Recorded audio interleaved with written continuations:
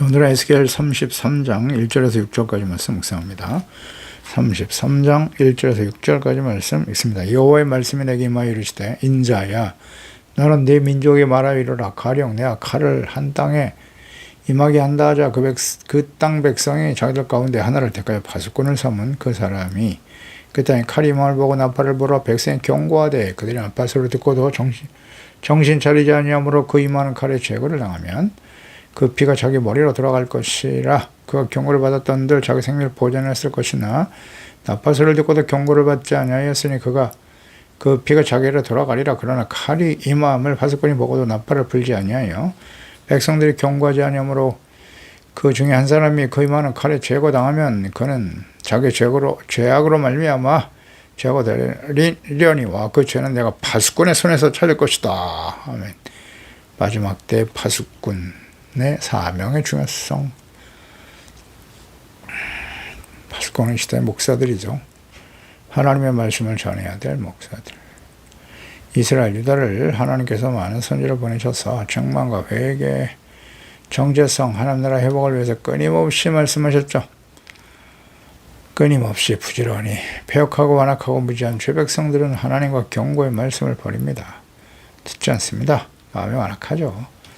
또 우상을 섬기고 결국 공의 심판에 직면하여 멸망의 길을 가게 됩니다. 부패한 왕과 제사장, 거짓 선지자들의 영이 결정적인 원인이었습니다. 하나님께서 선지자를 파수꾼으로 부르셨고 그 역할과 사명에 대해서 충실하지 못한 파수꾼은 죄 백성들을 심판과 사망에 이르게 하며 그의 죄의 대가를 파수꾼에게 물으실 것이라고 하십니다. 인자야 내 민족에 말하라.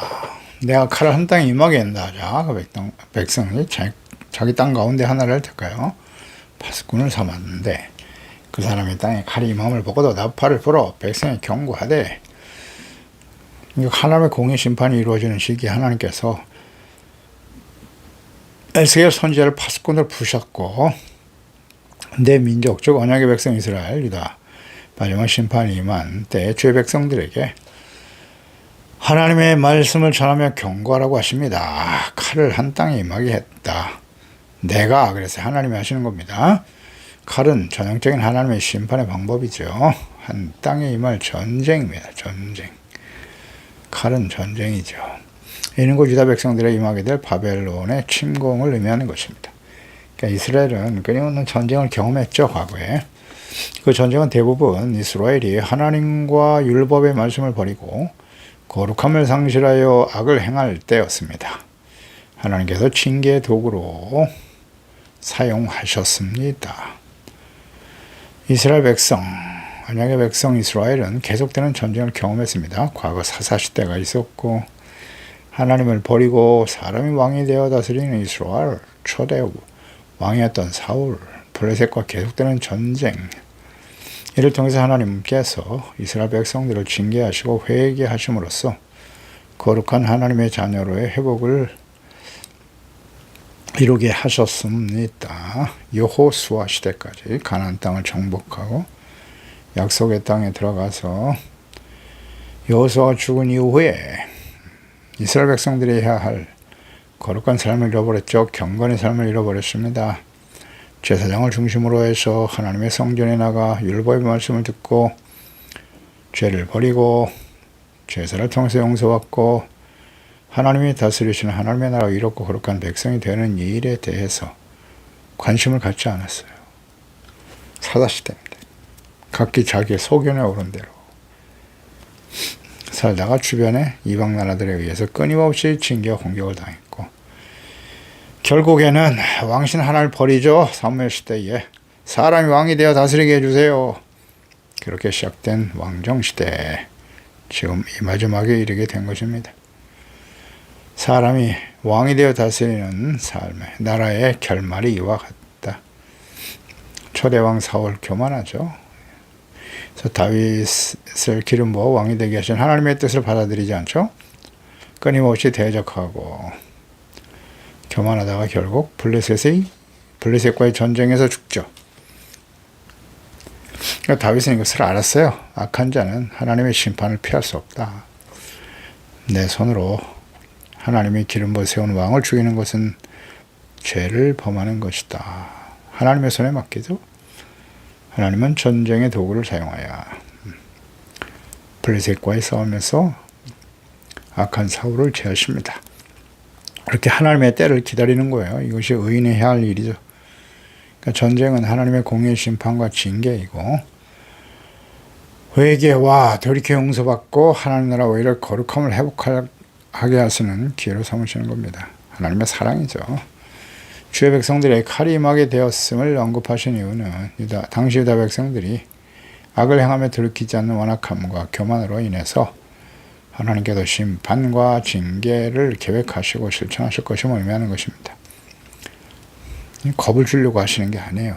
하나님의 자녀 백성들이 회개하고 돌이켜 용서받기를 원하시는 거죠. 전쟁을 대비하기 위해 하는 백성들이 파수꾼을 세웠다. 가정하여 말씀하시는데요. 파수꾼의 사명은 무엇입니까? 그 땅에 칼이 임함을 보고 나팔을 불어 백성들에게 경고하는 겁니다. 그 땅에 전쟁과 대적이 침략해 올 때에 파수꾼은 군대와 백성들이 깨어 준비할 수 있도록 나팔을 불어야 하는 것입니다. 나팔, 히브리 쇼팔, 전쟁 때 군대와 백성들에게 경각심을 일깨우기 위한 방편으로 사용되었고요. 전쟁을 위해 나팔을 불고 모든 성전에 모여 함께 기도하고 하나님 말씀 앞에서 일사불란하게 행동하며 하나님께서 이 전쟁에 함께 하시며 싸워주심으로 인해서 승리하게 될 것임을 선포하는 것이죠. 여호수아가 가나안 정복을 향해서 나아갈 때 여호수아 6장이죠. 제사장 7은 양각나팔을 잡고 그 견고한 여리고성을 어떻게 무너뜨릴 것인가 하나님 말씀하셨죠. 제사장은 연약궤 앞에서 양각나팔을 잡고 7째 날에는 그 성을 7번 돌며 하루 한 바퀴씩 7째 날은 7바퀴를 돌아라. 그리고 제사장들은 나팔을 불 것이고 그 뒤를 따르는 죄 백성들은 절대 아무 말도 하지 말라 그랬어요. 묵묵히 제사장을 바라보고 제사장이 부는 나팔 소리에 귀를 기울이고 따라서 돌아라. 그리고 마지막 날에 그 양각나팔을 제사장들이 길게 불 때에 다 큰 소리로 외쳐 부를 것이다. 그러면 성벽이 무너져 내리리니 그때 올라가라. 이에 백성은 외치고 제사장들은 나팔을 불 때 백성이 나팔 소리를 들을 때 크게 소리질러 외치니 성벽이 무너진지라. 그렇습니다. 나팔 소리를 듣고 질서정연하게 여리고성을 돌고 7째 날 나팔 소리를 듣고 일제히 소리 들 때 여리고성은 무너지고 말았죠. 승리할 수 있었던 것입니다. 또 이스라엘 백성들은 파수꾼 당시 제사장들의 나팔 소리가 들릴 때 그 말씀을 들으면서 전쟁이 임하는 거예요. 그래서 하나님의 말씀과 뜻을 기억하는 거죠. 그래서 온전히 순종하여 강하고 담대하게 주를 의지하며 전진하면서 승리할 수 있었습니다. 전쟁은 하나님께 속한 것이기 때문에 뭔가 마음을 정결하게 하고 하나님께서 함께 하시면 승리할 수 있다. 믿음으로 전쟁에 나가야 한다. 그래서 나팔 소리는 영과 마음을 깨우는 소리죠. 에스겔 시대에 바벨론의 침공이 임박한 시대죠. 파수꾼, 제사장과 선지자들이 불어야 할 나팔 소리. 전쟁이 임박했으니 근신하고 깨어 준비하라. 회개하고 심령을 정결케 하라. 그래서 나팔 소리는 경고, 회개, 용서, 의의 회복, 하나님의 전신갑주로 무장하라. 경고의 나팔이죠. 경고가 히브리 자할, 가르치다, 훈계하다는 의미를 갖고 있다고 했어요. 이 자르라고 하는 단어가 출애굽기 18장에 보면 모세의 장인 이드로가 모세 홀로 수많은 백성들의 송사를 감당하면서 판결을 받기 위해 하루 종일 모세 주변에 몰려드는 백성들을 보고 이와 같이 말합니다. 출애굽기 18장 18절 이하에 너와 또 너와 함께한 이 백성이 필경 기력이 쇠할 것이다. 이 일이 내게 너무 중하다. 내가 혼자 할 수 없으리라. 이제 내 말을 들어라. 내가 내게 방침을 가르칠 것인데 하나님 너와 함께 계실지어다. 나는 하나님 앞에서 그 백성을 위해서 그 사건들을 하나님께 가져오며 그들에게 율례와 법들을 가르쳐라. 가르치고 마땅히 가르치려고 할 일을 그들에게 보이고 또는 온 백성 가운데 능력 있는 사람 곧 하나님을 두려워하고 진실한 불의한 이익을 미워하는 자를 살펴서 백성의 천부장, 백부장, 50부장, 10부장까지 만들어서 그들이 때를 따라 백성들을 재판하게 하는 것이 옳다. 혼자 다 하려고 하니까 본인도 힘들고 백성들도 힘들다는 것이죠. 그래서 일단 율법을 가르쳐라. 전체적으로 가르쳐야 합니다. 교육이 그래서 중요한 것입니다. 부모를 통해서 배우고 학교에서 배우고 율법을 가르치고 배워야 된다. 그리고 그것을 관장할 수 있는 천부장, 백부장, 50부장, 10부장을 만들어서 그들을 잘 먼저 훈련시켜야죠. 하나님 말씀으로 율법으로 잘 훈련되고 진실한 자들을 세워 그 일을 나누어서 감당하라는 거죠. 율법과 법들을 가르쳐라 할 때 이 가르쳐가 자하르입니다. 자하르. 그러니까 파수꾼이 나팔을 부는 일은 경고, 율례와 법도 하나님의 뜻을 말씀을 가르치는 일이다. 경고예요. 말씀을 가르치는 게 경고입니다. 주의 백성들은 제사장과 선자들을 통해서 하나님의 말씀, 율법, 마땅히 지켜야 될 명령, 의에 대한 가르침을 받아야 하는 것이죠. 경고는 또 훈계한다는 의미도 있어요. 전도서 4장 13절에 가난하여도 지혜로운 젊은이가 늙고 둔하여 경고를 더 받을 줄 모르는 왕보다 낫다. 이 경고가 자하르입니다. 그 훈계를 받을 줄 모르는 어리석은 왕. 왕은 누구에게로부터도 훈계를 받을 수 없는 위치에 있어요. 이 비극이에요. 하나님께로부터 경고와 책망, 하나님 말씀을 통해서 경고와 책망을 받아야죠. 근데 왕은 누구도 책망을 받지 않거든요. 꽤 어리석다. 지혜로운 젊은이 책망과 훈계를 받을 줄 아는 어린아이를 완고하고 어리석은 왕보다 훨씬 낫다고 말씀하고 있죠. 그래서 경고는 이와 같이 근신하여 깨어있게 하는 거예요. 훈계를 받을 줄 아는 게 복입니다. 어떻습니까 우리는? 훈계를 받고 있나요? 말씀을 통해서요.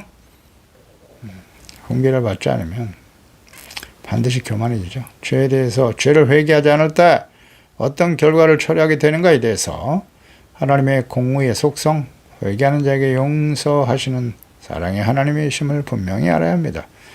이것이 파수꾼에게 부여된 사명입니다. 경고의 나팔을 불어야 할 파수꾼이 당시 제사장들이죠. 선지자. 이 시대는 목사들이에요. 가정에서는 부모 역할입니다. 부모 역할이에요. 부모 역할이 매우 크죠. 디모데후서 4장 1절 이하 목사들에게 주신 말씀이죠. 하나님 앞과 살아있는 자와 죽은 자를 심판하실 그리스도 예수 앞에서 그가 나타나시는 것과 그의 나라를 두고 엄히 명한다. 너는 목사는 말씀을 전파해야 돼요. 말씀을 가르치고 전파하는 것이 목사해야 할 일이에요. 다른 데 신경 쓰지 말고 때를 얻든지 뭐 얻든지 항상 힘써라. 범사에 오래 참음과 가르침으로 경책하라. 보세요. 이거 계속 묵상되는 바죠. 네, 중요한 말씀이니까. 목사해야 할 일이 뭐라고요? 항상 힘써야 되는데 말씀을 전파해. 어떤 말씀을 전파하는 의미가 뭐예요? 가르침으로 경책, 경계, 고나라. 경책, 경계는 꾸중이에요. 꾸중, 책망입니다. 하나님 말씀, 무엇이 죄인지를 정확하게 알고 드러내야 돼요. 회개하라고 외쳐야 됩니다. 바로 잡아줘야 돼요. 그게 목사 할 일이에요. 바른 교훈을 받지 못하고 마지막 때는 이렇다죠. 귀가 가려워서 온갖 이단 사이비들이 난무한 시대가 될 것이다. 자기 사욕을 따라 스승을 많이 둔다. 사욕, 욕심을 충족시켜주는 거짓 목사들. 그 귀를 진리에서 돌이켜 허탄한 이야기를 따르게 될 거야. 그렇잖아요? 네. 요즘 뭐 이런 거짓들이 유튜브에 가득하죠. 이게 헛된 영상들이 말이죠. 조회수는 또 이렇게 많이 나오는지. 회개라는 이 말씀은 듣는 사람은 별로 없고요. 말도 안 되는 거짓에 속아 수많은 사람들이 미혹되고 있죠. 그러나 모든 일에 신중하고 고난을 받아라. 전도자의 일을 하며 내 직무를 다하라고 하셨어요. 저는 계속 직무를 다 해야 되겠죠? 주님 앞에 서는 그날까지 책망, 교훈, 회개하라 계속 전해야 되겠습니다. 마지막 시대를 살아가는 목사에게 주어진 사명, 말씀 전하고 가르치는 거예요. 항상 힘써야 돼요. 오래 참아야 됩니다. 오래 참아야 돼요. 회개하고 돌아올 때까지 기다려야죠. 바벨론 심판 임박한 시대의 에스겔을 파수꾼으로 세워서 나팔을 불게 하시고 경고하게 하신 하나님의 뜻. 본문의 말씀과 그 의미가 동일하죠. 언약의 백성 이스라엘이 바벨론에 의해서 멸망을 당했는가 우린 잘 묵상해야 돼요. 왜 언약의 백성이 이방인들의 멸망을 당했는가? 가르치는 목사와 가르침을 받아야 할 성도들의 태도에 대해서 자세히 말씀하고 있습니다. 이것은 모든 시대에 적용되는 것이고 마지막 심판이 임박한 시대, 특히 목사들에게 주는 경고죠. 파수꾼 목사의 사명은 경고, 책망, 훈계, 권고하는 일이에요. 죄에 대해서 책망해야 합니다. 회개하라고 강하게 꾸짖고 가르쳐야 합니다. 한두 번 가르치고 줄 것이 아니라 회개하고 돌이킬 때까지. 하나님께서 그 선지자들을 보내시는 거 보세요. 끊임없이 보내시잖아요. 계속 가르쳐야 됩니다. 오래 참고 쉬지 말고 힘써야 됩니다. 사실 이 경고에 나팔 부는 거, 책망, 경고, 사람들이 듣기 싫어하거든요. 이걸 계속 전한다는 건 참 힘든 일이에요. 힘든 일이에요. 가면 갈수록 더 듣기 싫어하니까 사람들이. 좋은 소리도 한두 번이지. 여러 번 하면 듣기 싫어하는데 책망, 회개라는 말 이거 쉽겠습니까? 전하고 싶지 않아요. 그런데 어쩔 수 없습니다. 시대가 마지막을 향해 달려가고 있기 때문이에요. 전하라고 하시잖아요. 하나님께서 힘써 계속하라. 내 직무를 계속하라. 다 하라. 4절 그들이 나팔소리를 듣고도 정신을 차리지 않는다. 그 임하는 칼에 제거함을 당하면 그 피가 자기 머리에 돌아가는 거다. 나팔소리를 듣는 백성들의 태도 중요하죠. 하나님의 자녀들. 하나님의 책망과 경고의 말씀을 전하는 목사와 가르침을 받는 주의 자녀들의 태도에 대해서 자세히 말씀하고 있는데요. 나팔소리 경고의 말씀을 듣고도 정신을 차리지 아니할 때 그 임하는 칼에 죽임을 당하게 된다. 그것은 그의 죄가 자기 머리로 들어간 것이라는 거예요. 회개하고 돌이키지 않으면 하나님의 자비와 용서, 구원에 이룰 수 없어요. 선지자, 제사장을 통해서 끊임없이 책망과 회개와 하나님의 나라 정체성 회복에 대해서 말씀하시지만 듣고도 깨닫지 못해 돌이키지 않아요. 정신을 차리지 못하죠. 여전히 죄인의 길에 서서 돌이키지 않으면 자신의 행한 대로 보응을 받는 것입니다. 회개하지 않는 자신의 책임이죠. 하나님은 행위대로 갚아주십니다. 그래서 겸손한 자가 되어야 되는 거예요. 겸손한 자는 회개할 수 있는 사람이에요. 하나님의 말씀을 듣고 자신의 죄를 깨닫고 돌이키는 게 겸손이라고 했어요. 돌이키지 않고 완악함, 이게 우상숭배예요. 우상숭배. 완악함, 거역함, 하나님 말씀보다 자신의 생각이 더 옳다고 여기는 거죠. 그러니까 하나님의 말씀을 멸시하는 거예요. 두려운 일이죠. 고린도후서 5장 10절입니다. 우리가 다 반드시예요. 다와 반드시에 주목하세요. 그리스도의 심판대 앞에 나타나게 될 것이고 각각 선악간에 그 몸으로 행한 것을 따라 받게 될 것이라고 하시죠. 계시록 20장 12절 이하에도 생명책이 놓여 있고 하나님 예수께서 마지막 심판하신다. 자기 행위를 따라 책들이 기록된 대로 심판을 받게 된다고 나와 있어요. 사망과 음부도 불못에 던져지게 되는데 각 사람이 자기 행위대로 심판을 받는다. 각 사람이 모든 죽은 자가 다 하나님 앞에 나오게 될 것이다. 그렇습니다. 하나님의 형상대로 지음받은 사람들은 그냥 죽음이 끝이 아니라요.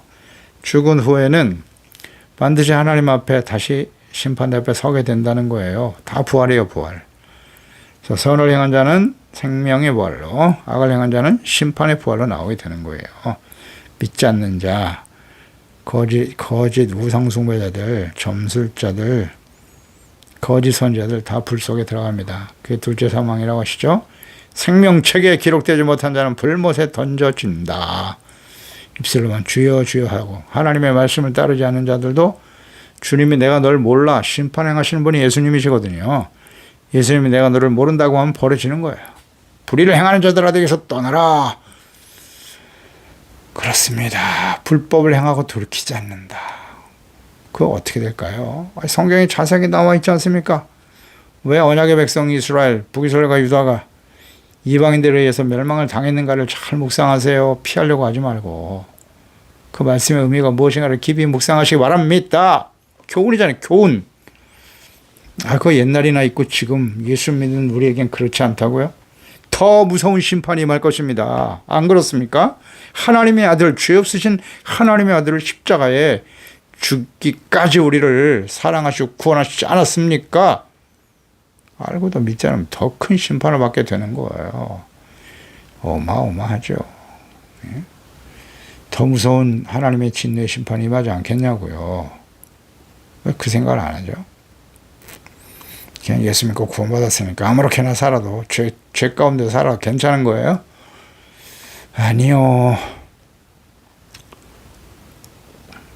보세요. 자기의 생명을 보존할 것이다 이런 말씀하시죠.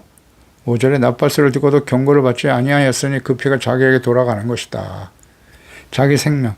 경고를 받았던 자들은 자기 생명을 보존한다 했어요. 자기 생명을 보존한다. 그러니까 육체 생명과 영적인 생명을 보존할 수 있을 것이다 라고 말씀하죠. 이것은 경고의 말씀을 듣고 그랬잖아요. 말씀을 듣고 가르침을 받아 죄를 깨닫고 회개하고 용서받는 거예요. 의의 회복이잖아요. 이게. 이것이 생사가 갈린 아주 중요한 문제입니다. 신명기 8장 1절에 내가 오늘 명하는 이 모든 명령을 너희는 지켜 행하라. 그리하면 조건절. 너희가 살고 그리하지 않으면 어떻게 되는 거예요? 죽고 번성하고 안 하면 번성할 수 없고요. 여호와께서 너희 조상들에게 맹세하신 땅에 들어가서 그것을 차지하게 될 것이다. 아멘. 모든 명령을 지켜 행하라. 그리하면 행위 구원을 말씀하는 겁니까? 행위로 구원받을 수 있는 사람은 아무도 없어요. 율법을 완전히 지켜 의에 이룰 수 있는 사람은 없습니다. 하나님 없다고 하시잖아요. 겸손해야죠. 그래서 율법의 말씀을 듣고 회개하고 돌이켜 용서받는 일에 힘써야 되는 거예요. 청막, 율법, 제사 얼마나 중요한지. 그게 중심이 돼야 된다고요. 삶의 우선순위가 되어야 하는 거예요. 이스라엘 백성들에게 있어서. 그럼 하나님 용서해 주시겠다고 하셨잖아요.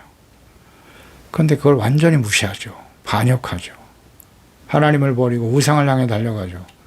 하나님은 오래 참으세요. 그래도 끊임없이 선지자 보내서 돌아오라고 하나님께 용서해 주시겠다고.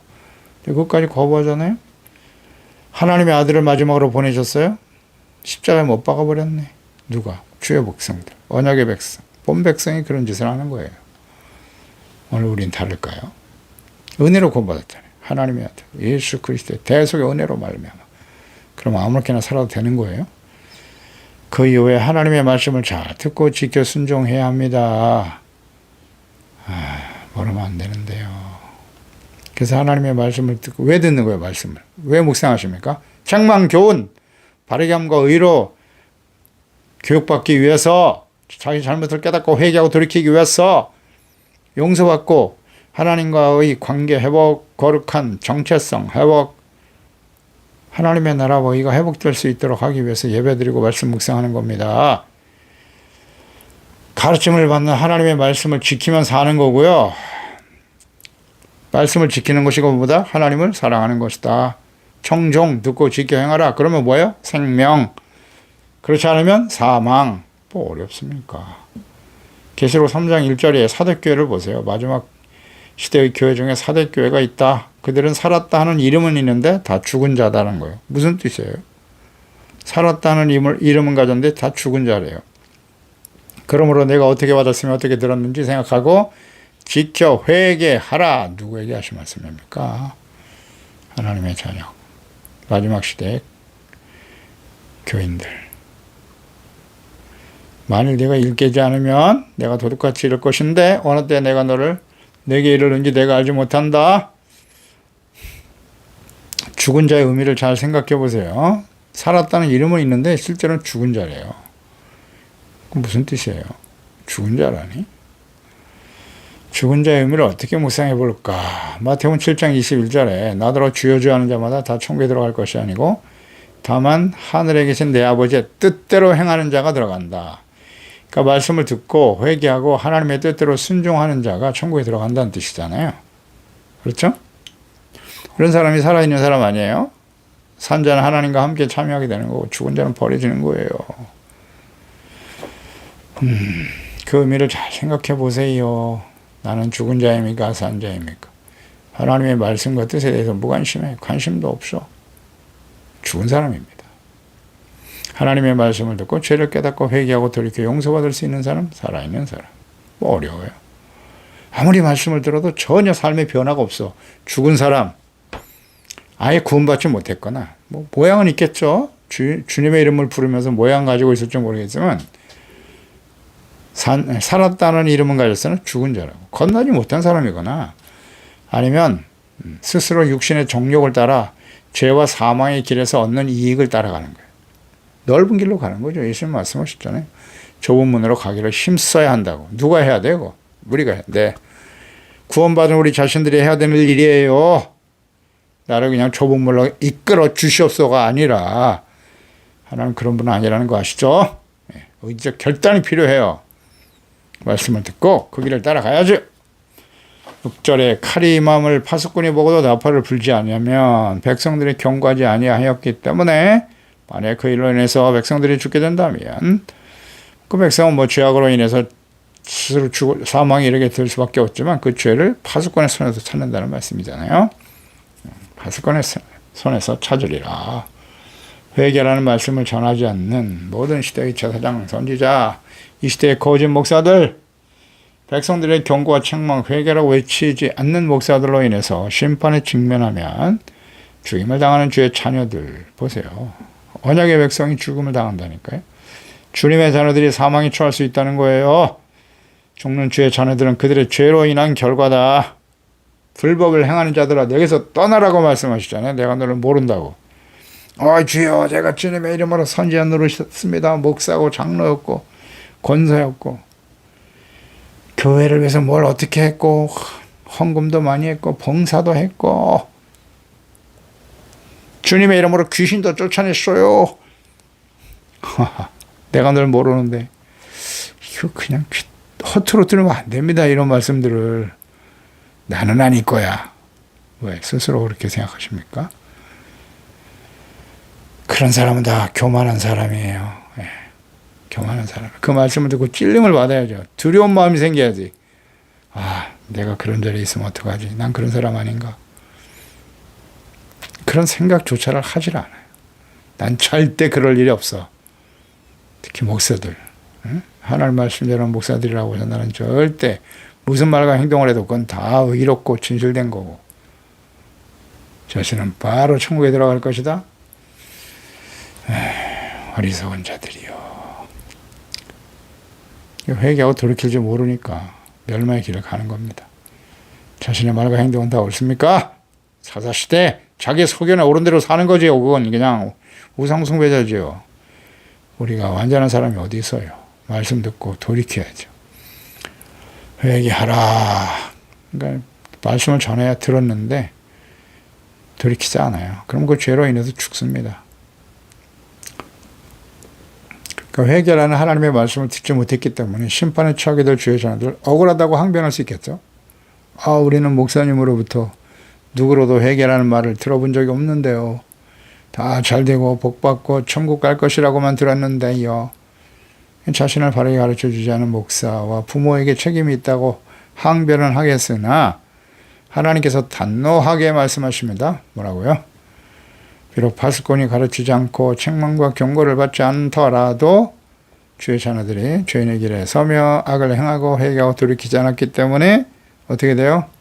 자신들의 죄에 대한 하나님의 공의 심판이 임한 것이다 라는 말씀이고요. 본인이 판단하고 행동한 결과에 대한 보응이라는 거죠. 행위대로 갚으시는 하나님. 죄 백성 자녀들은 자신들의 죄로 인해서 심판을 받지만 경고와 책망의 말씀을 전하지 않는 파수꾼에게 목사들에게 죄를 모르실 것이라는 것입니다. 죄와 목사의 역할과 사명이 얼마나 중요한가를 다시 한번 깨닫게 해주시는 말씀이죠. 자신과 주의 자녀들을 생명과 구원의 길로 인도해야 할 것입니다. 목사들은 어떤 말씀을 가르치고 있나요? 여러분 어떤 말씀을 듣고 계신가요? 성도들, 목사로부터 어떤 말씀을 듣기를 좋아하십니까? 기도하겠습니다. 하나님 아버지, 오늘도 주의 말씀을 통해서 마지막 하나님의 공의의 심판이 임박한 시대의 파수꾼, 말씀을 전해야 될 선지자들의 정체성은 파수꾼이에요. 그가 해야 할 일은 경고의 나팔을 부는 겁니다. 역할, 사명, 정체성. 경고한다는 것은 가르치는 거예요. 죄에 대해서 책망하고 가르치고 바로잡아주고 훈계하는 겁니다. 책망, 훈계.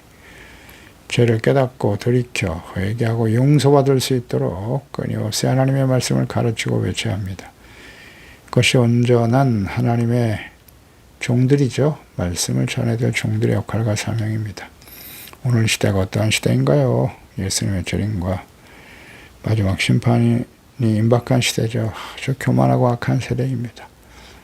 이때에 하나님의 말씀을 가르쳐야 될 목사들, 어떤 말씀을 전하고 가르쳐야 할까요? 우리는 어떤 말씀 듣기를 좋아합니까? 책망, 교훈, 바르게 함과 의로 교육하는 하나님의 사람으로 온전케 하고 선한 일을 행할 능력을 갖추고 가도록 말씀을 기록하셨기 때문에 그 말씀을 바르게 이해하고 가르치고 경계, 책망, 권면하여 바르게 세워가는 일에 힘쓰는 종들이 되어야 할 것이고, 그런 말씀에 귀를 기울이고 하나님 앞에 두렵고 떨리는 마음으로 항상 구원을 이루고 하나님 앞에서 흠이 없는 모습, 화평함과 거룩함으로 다시 오실 주님을 맞이할 수 있는 우리 소중한 자녀들 다 되게 하여 주시옵소서. 예수님의 이름으로 기도드리옵나이다. 아멘.